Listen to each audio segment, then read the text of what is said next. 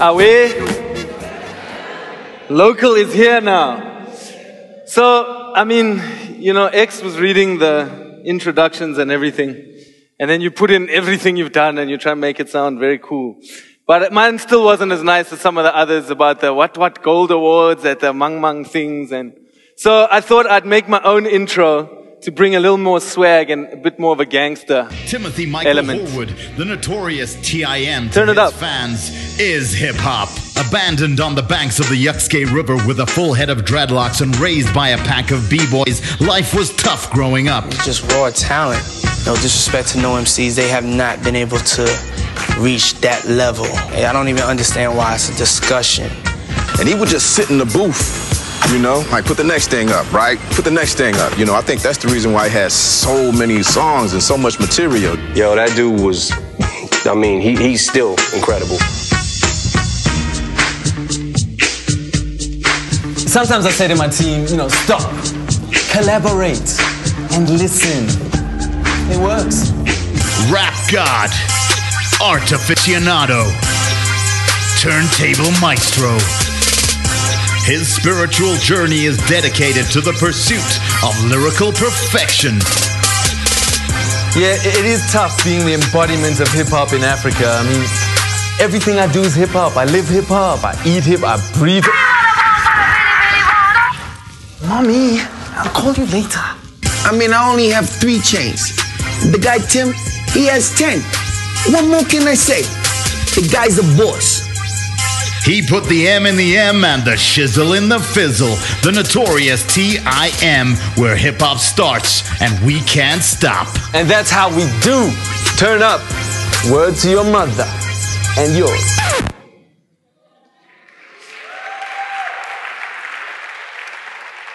Yeah, so I got my swag on, now I'm ready. Okay, so as X said, creative director, Viacom, all of that. I get to spend a lot of time north of South Africa, which for me I think is the reason why I'm here. The work that I personally do isn't anywhere close to the amazing stuff that we've seen today and the incredible people in this room. Your guys' work, you know, I mean, how we stand in the world in advertising is amazing, but I've got to, you know, in the last 8 years, I've spent mostly in Nigeria and also in Kenya, Tanzania, Uganda, Angola, Ghana, a few other countries. And it's an incredibly inspiring country, and I think there's a lot of things that people need to see that are happening out there, that the world needs to see. And it's something that us at Viacom are very passionate about showing to the world. So we launched back in 2005. And at the time, there weren't many other big corporations playing in the African space apart from South Africa. And mostly because of just, you know, the obvious rumors, the misconceptions, the fear of what's happening in the continent of Africa. It is happening more and more nowadays. A lot of business is coming. There's a lot of attention on the continent nowadays. And we launched with the brand MTV Base. That was the first brand we launched the entire business on. Since then, we've rolled out with Nickelodeon, Comedy Central, VH1, BET, etc. But MTV Base is really what I'm going to focus on today because it's what we've done the most work on and it's the brand that resonates the most north of South Africa. It's a localized platform that services the African continent as a whole. We reach about 48 countries. Basically, we're sub-Saharan Africa, really. But it's actually the most widely distributed TV channel in sub-Saharan Africa. We reach 47 countries and about 83 million people are watching us. So it's a massive audience and there's a lot of responsibility, and you have to start considering what is it that you're putting out there when there's 83 million people watching your content. The thing is like X said, I've done some talks, versions of this in France and Australia. And the funny thing is that people really have no clue at all what's going on in Africa.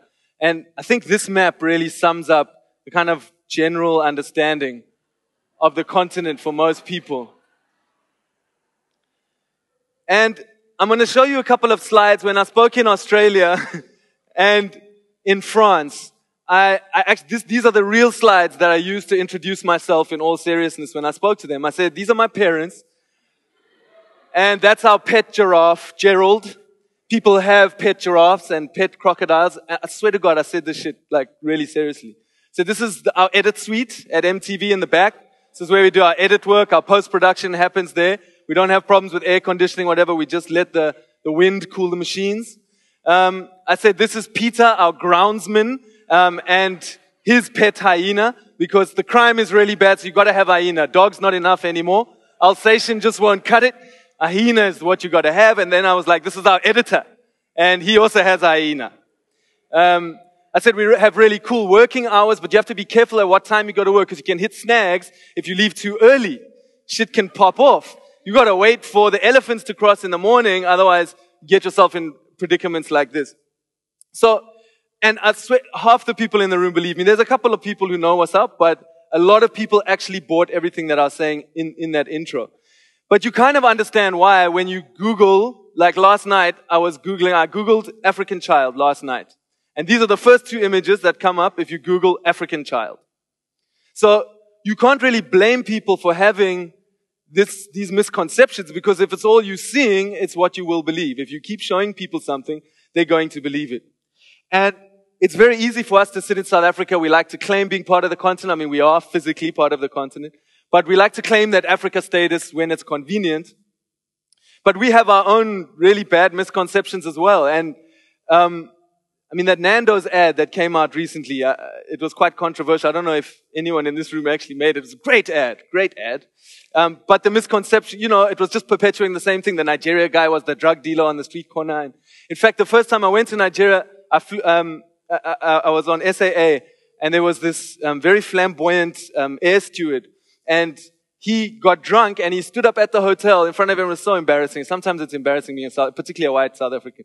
And he stood up on the table. He's like, I want some fucking coke. Where's the coke? I'm in Nigeria. And he honestly just thought there would be like half the Nigerian people would be selling cocaine. You don't find cocaine in Nigeria. It's a hustle that cats do when they come here because it's a way to make money. It's not kind of the way it is.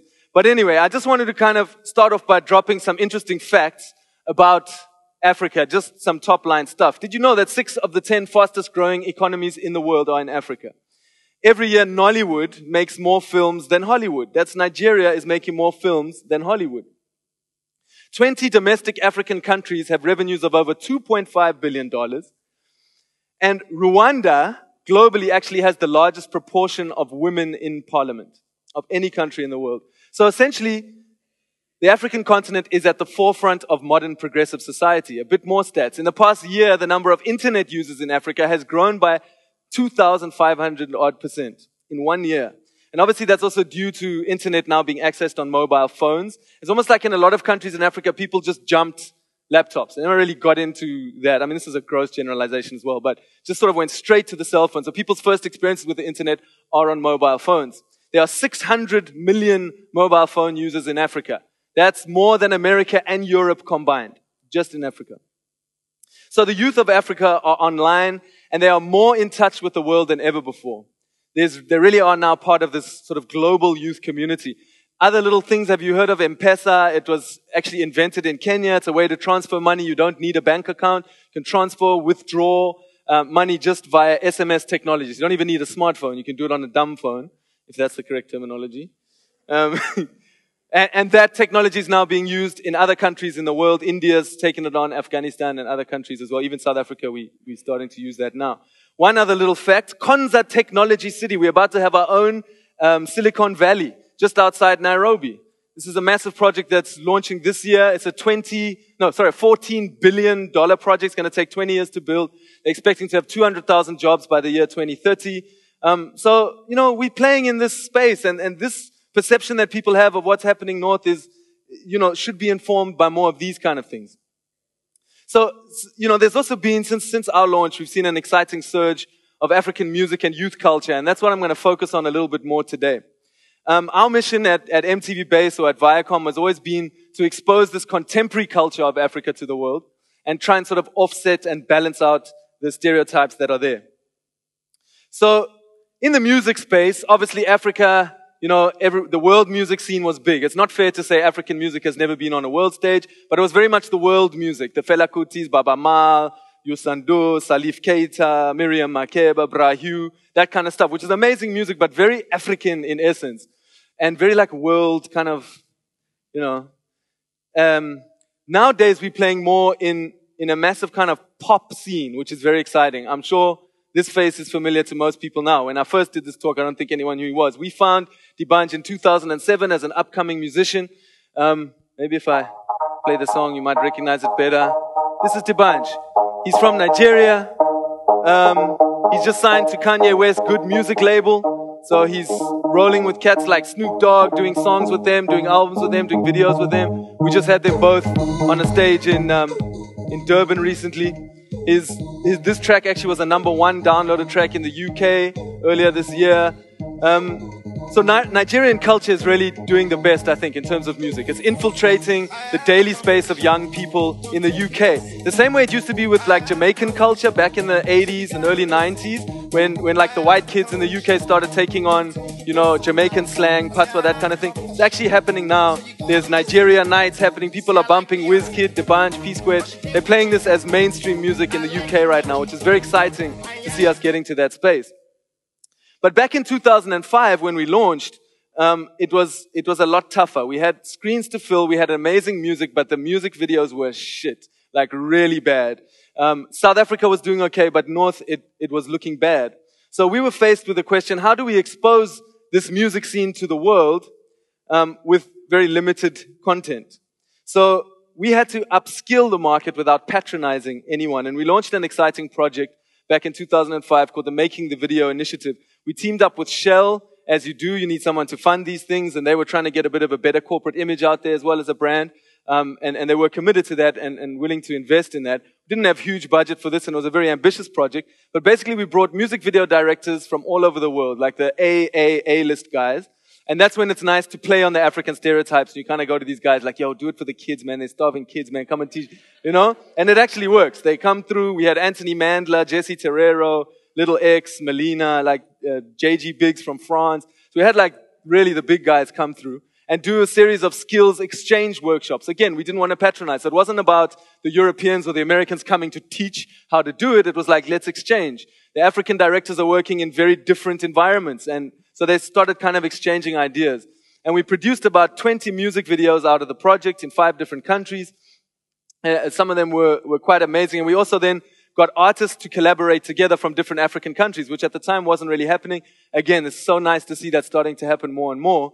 And even some international artists came through. Everyone did this for free, all the talent, just because of that Africa thing, which you can always use to your advantage. So let me just show you a little clip. It's a cuck reel. In fact, that's another disclaimer I should put, like, despite being a big brand, you know, and the big brands we have behind us, our budgets are very limited, especially compared to our counterparts. So a lot of the work we do is very guerrilla. We do a lot of it ourselves. I go out with a camera myself. I'm editing on my laptop. This reel was done late at night to try to throw something together. But just to give you a sense of the kind of environment we're working on with these workshops. Ooh, that's me.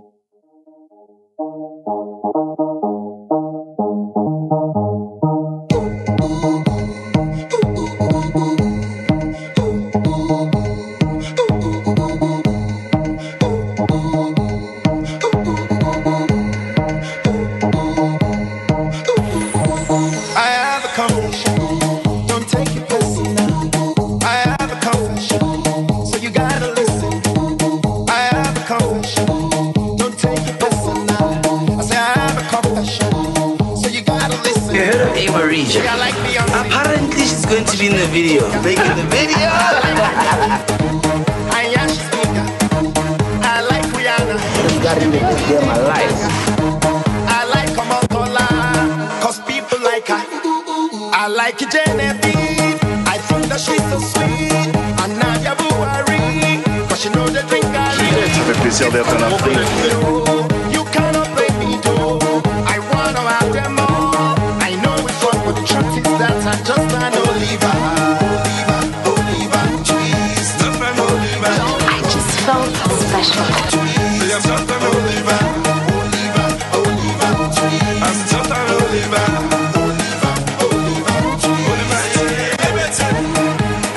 Just like to say that you're the best crew I've ever worked with, and that's a wrap. That's a wrap at last. Ça y est, on a fini le clip. Yes! No! One more time. No! It was a lot of fun. So that was back in 2005. Now, over the years, the standard of music videos has grown a lot. partially because of initiatives like this, and partially because of the way technology has been moving. DSLR cameras like this now, I mean, it really makes it accessible for someone to make a good quality video that can stand up against a big budget American video, but being shot by one guy. There's some teams, there's a guy called Clarence Peters in Nigeria who's shooting all the big A-list artists. He does it alone. He's like, he lights his own, he shoots his own, he edits his own, he does it all by himself. And the stuff looks amazing. And I think that's something that really sums up creativity on the continent as well. When you are faced with the challenges of lack of infrastructure, lack of budget, and all those kind of challenges of traffic and electricity and cell phone signal and all things that you kind of take for granted in other countries, you are forced to come up with solutions. And I think that's a lesson that I've certainly learned from traveling is bring on the challenges, because actually it breeds creativity. It's that tenacity and that resourcefulness that I think is going to drive Africa forward as well. Another thing that happens is there's actually no major music labels in Africa. So none of the Sonys, Universal, none of that exists north of South Africa as well. Everything is distributed mostly via piracy. And so people are still consuming music on CDs. There's not much downloading happening yet on music. It's growing. But again, it posed an interesting problem because the artists were losing a lot of revenue from their album sales. And, obviously artists then take up these campaigns and you get the Danny Kaye's going like shout about it and, like to fight against piracy. And what I found interesting was some of the Nigerian artists, in particular P Square, because these guys can distribute something in a day. They can get it across the entire Nigerian country within a day. They've got massive networks, a lot of bribery happening, whatever, but they're distributing your music very effectively. So the artists were like, instead of trying to fight these guys, you can't go up against them, embrace them and let's see if we can work together. These two guys who are P Square, if you don't know them, Peter and Paul, they're twins and they are the biggest artists in Africa right now in terms of downloads, album sales, views on YouTube. They are massive. So in fact, last time I was there, I was chilling we were doing a shoot with them and a pirate came and visited us on set and brought them 2 brand new E-Class Benzes, matching ones for the twins, as a thank you just for the business that they're doing together. That's the kind of units they're moving. Because they sort of, working with the guy. They were like, we will give you the stuff first to make sure you get it first so your competition doesn't have it. And I thought that was also like a nice way of finding a solution to a problem and working with the problem for a mutually beneficial solution.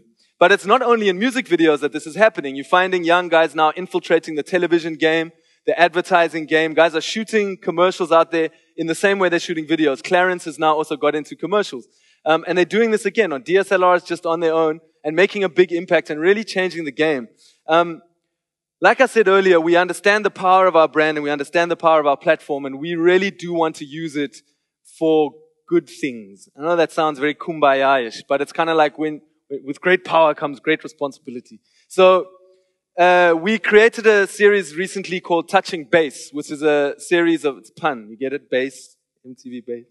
So it's a series of 2-minute short form, sort of like short films. They became like channel idents as well, where we profiled young creative people that we were meeting on our escapades and kind of put them on the channel just to get people's names out there. So today, throughout the talk, I'll show you a couple of them. This one is on a young filmmaker called Bolaji from Lagos.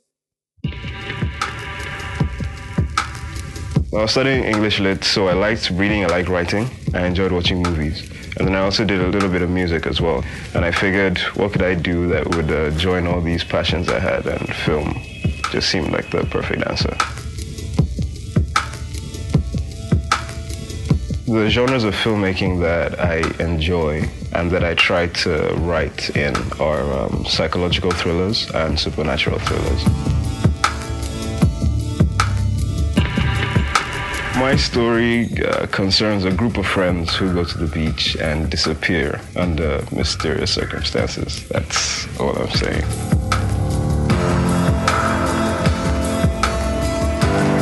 A lot of Nigerian filmmakers and African filmmakers as well are looking to break Hollywood. They're trying to show their films in Hollywood and trying to make it like that. I'm more interested in creating a film industry here that is self-sustainable, so we don't have to look to Hollywood to make money off our films. We can actually make our films for us, by us, and if Hollywood wants to see it, they can come and watch our movies. My name is Bolaji Kekerekun. I'm a filmmaker from Lagos State, Nigeria.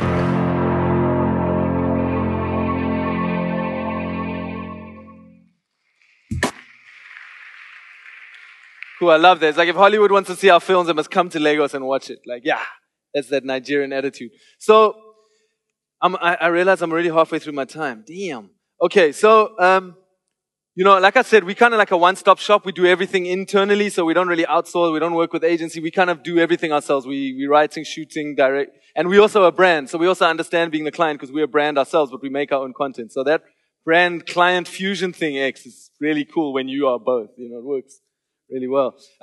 But we also obviously have to make money. We're a business. We're not just a kumbaya business. We have to make money. So, you know, when you're dealing with the youth market, as you guys know, it's a very fickle market. So you have to keep it real, but then you have to still work brands into your stuff, and you have to find ways of doing that. So to cut a long story short, I just want to show one little quick thing that we did when Cell C launched its BlackBerry offering. They came to us, they wanted to do some activations on the ground and somehow get that on TV. So we kind of combined the event with some TV content and a bit of viral. And this was one of the TV pieces, which was pretty cool.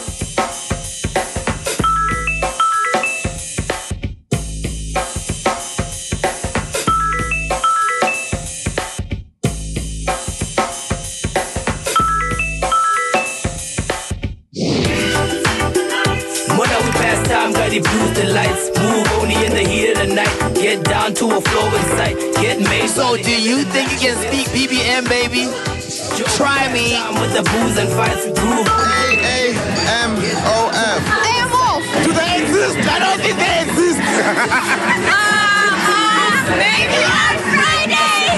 After all music offloads.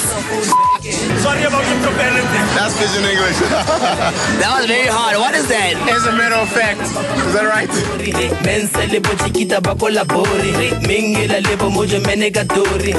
BLTN. BlackBerry loves things new. Be loved tonight. Be lovely tonight. Black lesbians talk nonsense. Lick my now. Because love tastes like NATO. Ah! I think this is a lie. Better late than never. Holla. Now you cannot act like you're not feeling Jabba Man NATO when I mean on this track spitting that B-U-R-M-A. But you're rude, must adapt. No way to get these things. There's nothing like that. Bring your mother along. Did that make sense? Before you read my answer. Be underwrite my ass. This I do what we don't know. Be pretty, my angel. I clearly don't know BBM like language, clearly. There's no need for fronting. While the speakers What it is, my nigga, everybody's jumping. Yeah. So, just a quick one as well. I thought this was very interesting when I came across this recently as well. Okay, one of the other stereotypes is that Africa is just one country and everyone speaks one kind of language and it's one country. Obviously, in SA, we know that's not the case. But this map is very interesting. There's a theory going around that all the world maps for the last 500 years have been wrong in terms of the way they represent the size of continents. And some guy did an experiment in actually measuring the kilometers squared of each continent and country and put together this map.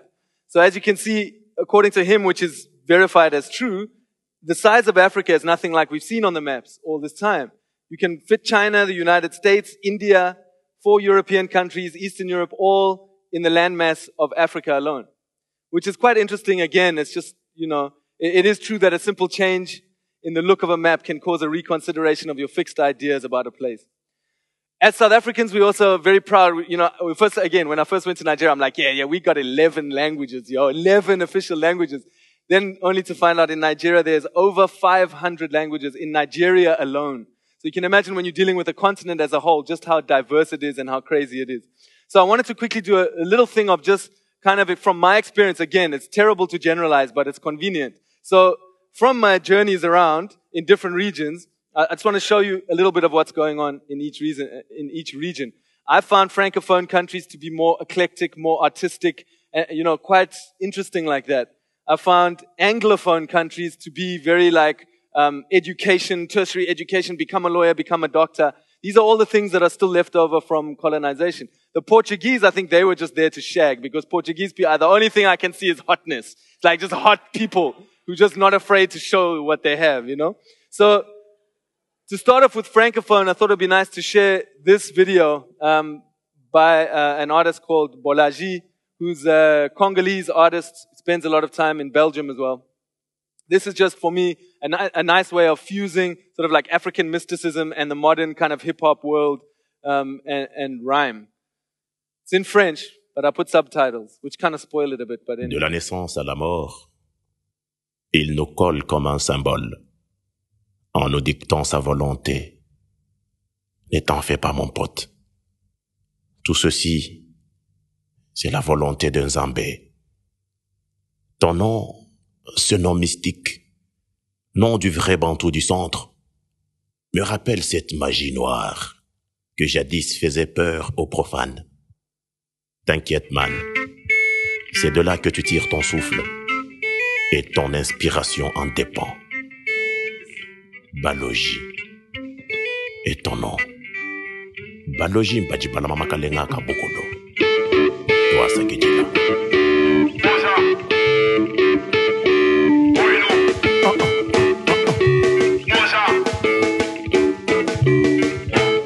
J'suis dans l'exil comme fable. Ils ont pris mon histoire pour une fable. Pour distraire bataille et fontaine, me réduire à un cas d'espèce, un spécimen naïf, comme l'art natif du pays des grands lacs, semé de récifs. Mon récit abrasif, travaille le motif, en guise de travaux d'intérêt collectif. C'est pas la thérapie en musique par défaut, pour les thèses des descendants de Dolto. Slalom entre les bombes lacrymales, le ressentiment et la haine viscérale. J'ai appris de mes erreurs pendant l'intervalle, pour retrouver le cliché initial. Ma détermination est intrinsèque, car la maison n'accepte pas l'échec.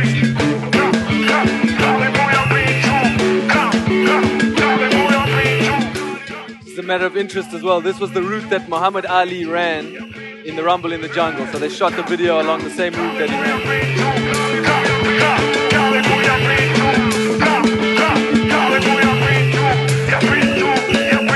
J'ignorais inventer le blues de la brousse, avec Konono sous le boost, effet de feedback à coups de disto, me détache du lot sur des notes staccato.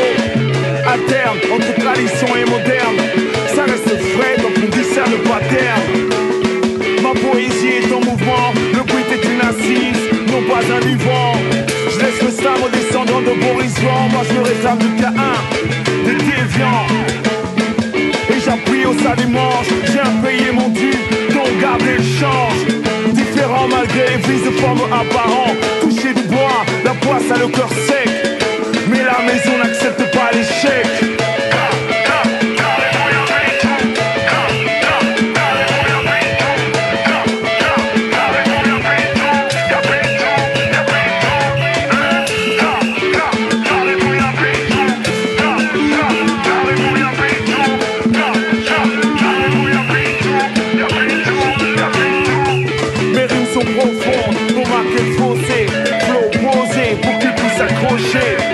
Poète, du tiers et du quart, buvard, l'impression est bas.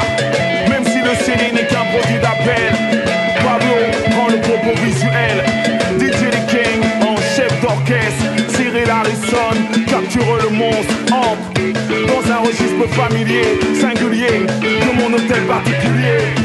Côté condamne sur une vie imprenable, côté jardin sur des secrets inavouables.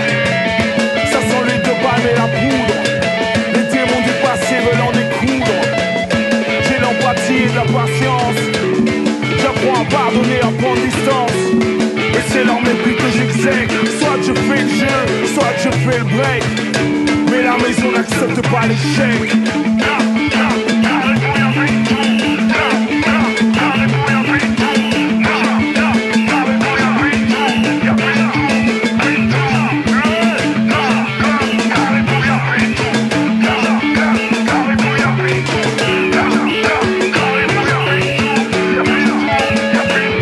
Alors du microcrédit, passe son temps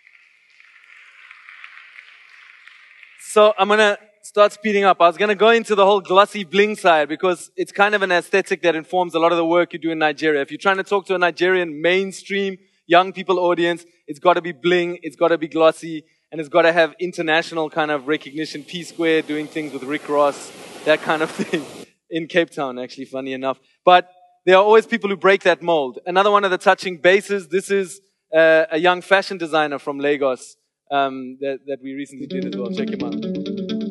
I'm a very colorful person. I have a colorful disposition, so my clothes definitely show that. You can definitely relate me to my clothes. When I was growing up, I was very awkward.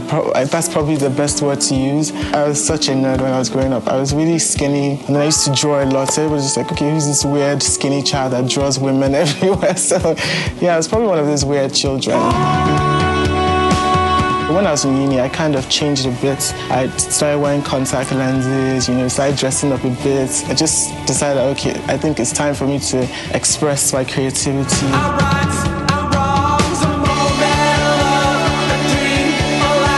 So the first label I started was called Onyx and Pearl, which I had with 3 other people. But now, with time, I've broken off of that. I'm now starting a new label, which is called Orange Culture. Orange culture is definitely more than just about the clothing. It's a movement. It's a movement for people who are different, people who have been judged based on the fact that they have diverse attributes or that they have characteristics that are not the norm for people in this country, because in Nigeria it's more or less very stiff for you to be different. My name is Adebayo Okelawa. I'm a fashion designer from Lagos, Nigeria.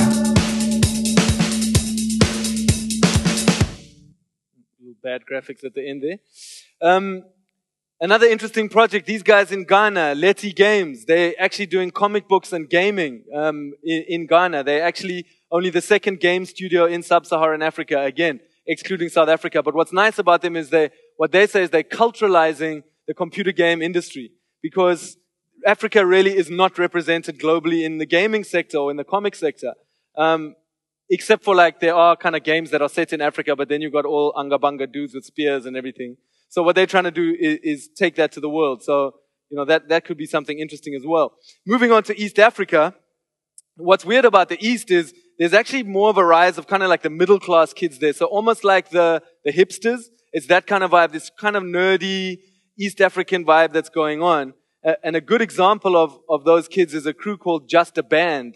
I don't know if anyone's heard of Just a Band. They're very interesting. They're kind of breaking the mold of just being a band. Actually, they're far from just being a band. They write, produce, record, engineer, create all their music and video content, photographic work. They market, distribute, promote themselves. All of them, these 3 guys who are the musicians in the band as well.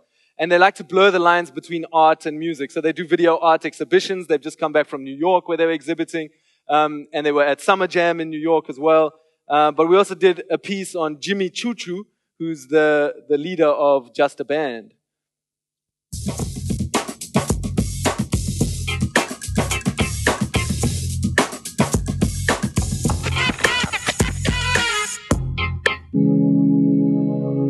Sometimes I think of myself as having a cool job where I get to sing. Sometimes I get to draw and I get to take photographs and videos and I get to meet all kinds of cool people. It's a lot of fun. I studied in a university called Kenyatta, and then I dropped out after a year. The whole time when I was doing IT, I was playing around with Photoshop and, learning how to make fake album covers for fake bands. So strangely enough, by the time I finished IT school, I had a kind of a portfolio. So when I finished school, I took a loan from my brother and bought a camera, then became like a freelance graphic designer with a camera. What I love most about photography is the immediacy of having someone in front of you and you just kind of grab something. It's very quick. Just the band is 3 guys. I'm one of them. We make all kinds of music. We are one of those kind of left field little outfits that do weird little things for geeks. The first fans that we got were like geeky Kenyans who are really switched on and really on the internet all the time. So we kind of became like a geeky band. When we started out, I directed the videos for Just a Band, obviously with the help of the band because we are the crew. So, so we discussed the ideas beforehand and then we'd shoot them together. Well, the video that kind of caused a lot of fracas here was for a song called Hahe, and it involved a character called Makmende. It's been called Kenya's first viral meme. What happened was that on Twitter, people started making jokes about how tough Makmende is. So it was Makmende knows Victoria's Secret. Silly things like that. And then it really spread. So because of that, we ended up in CNN and Wall Street Journal. And it was the weirdest 3 or so weeks of our lives. Right now, we are working on what might become our first US tour, which is like spinning our heads around. And it's tied in with a video art exhibition, which will be our second one. And it's cool that we're a band that gets to do, video art exhibitions. Come on, that's fun.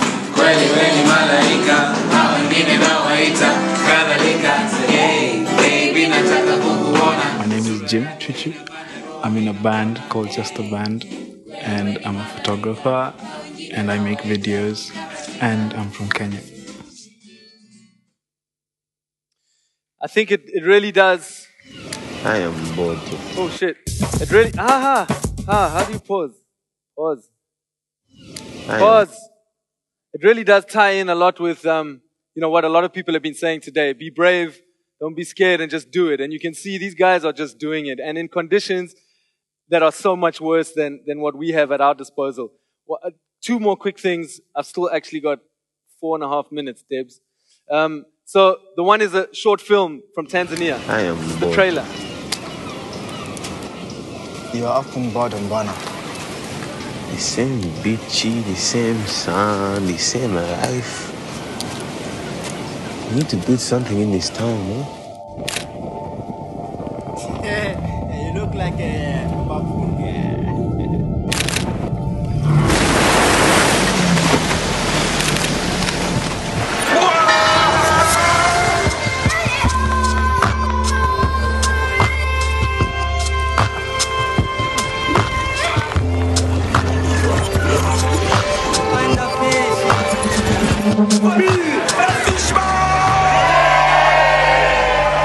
We need to do something wild here. Your brain is bad, Bana.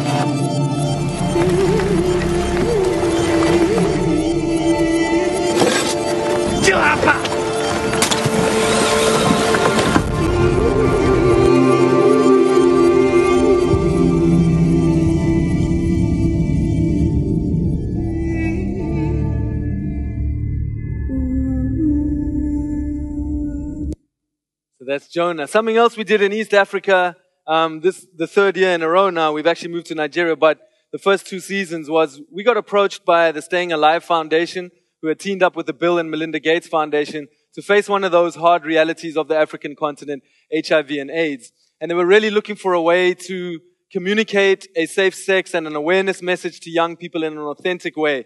And they came to us with some ideas like a studio-based talk show where young people sit around and really unpack the issues, and we were just obviously not feeling that. That's not going to work, and it's not authentic at all. So we proposed doing a drama series, which is something we'd never done before. And it was a bit of an experiment. We found some new actors who hadn't done much work at all, and we put something together. We brought a team of other people to help us out on that as well, some guys from Bomb, the guys who worked on Yizo and that kind of thing, and combined to work on something which really worked for us. The success rate was incredible. The show landed up being broadcast on 73 TV channels around the world with over 300 million viewers in Africa alone. We won a couple of awards, including a gold at the World Media Festival in Hamburg. The show was also picked up by a few colleges in the US to be a case study on how to talk effectively to young people. And then some independent research was done, and it turned out that 65% of young Kenyans had watched this show because we distributed it for free and everyone kind of took it. And of that 65%, at least half of them watched it more than twice, and over 85% of them said it had changed their attitude towards their sexual behaviors, having fewer partners, and thought more positively towards people who were positive. So it really was a tremendous success for us.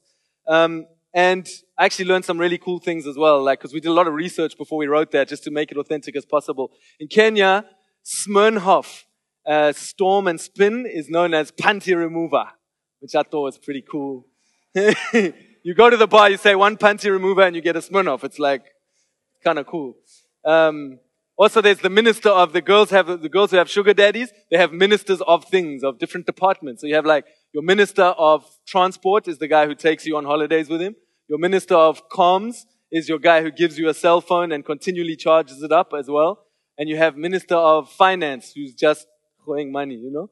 So very interesting little tidbits. We're working on Sugar 3. The amount of attention the first two got actually involved directors coming to us, asking us to work on it, which is amazing. So Dee Bandele, who's a Nigerian who lives in the UK now, who just directed the feature film for Half of a Yellow Sun, he's just finishing that up, and he was like, I want to roll with you guys. So he's currently in Lagos right now, busy shooting season 3. Another successful thing from that, what the blood clot, is this girl, Lupita Nyong'o. There's buzz that she's going to be nominated for an Oscar this year for Best Supporting Actress. She's starring in 12 Years and a Slave alongside Brad Pitt. And the film is going to be one of those ones that wins all the Oscars. That's what they're saying. And, yeah, she acted in Sugar. She hadn't really done anything. We found her, and amazing to see her career just blossom after that as well. So, as you can see, we've tried to use our platform constructively. Not only celebrate the booty and the bling, which is something we do as MTV, and it is something that is quite controversial, but to celebrate success and to celebrate monetary wealth in the context of what you see on the continent is not a bad thing. It really, if treated right, can be an aspirational thing for people to see, I can get to that level. I don't have to stay at the hood level. I can get there. I can get material possessions, which is a reality. So, you know, that's what we're doing. And it's also, we've been trying to encourage creativity, and it's amazing to see the change that's happened over that time. Firstly, of the way music is traveling, the way South Africans are even listening to Nigerian music, which was unheard of before. And even parents being sort of allowing their kids nowadays to consider the creative industry, to consider music, to consider television as a career when they see kind of the success of what it can bring. So I think it's a lesson for us all. I think as people living on the African continent, it's up to us to define our own aesthetic, and it's up to us to portray the image of how the world and how we should see each other as Africa and as Africans, or European Africans, some of us. I want to leave you, I'm done, just with one. Oh shit, I never spoke about meats, eh?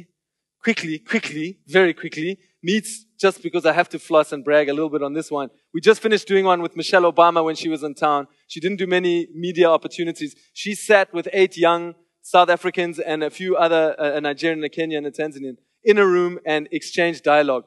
It was the last episode in a series we've done with the likes of Russell Simmons, Richard Branson, Alicia Keys, Paul Kagame, Ellen Johnson Sirleaf, the first female African president, Aliko Dangote, the richest man in Africa, Jacob Zuma, Julius Malema, Winnie Mandela. All these people did episodes with us and sat with young people in a room to really let them voice their opinions, engage in a dialogue, and challenge them to change and to consider the youth in their things. So those kind of things, you know, really make a difference as well.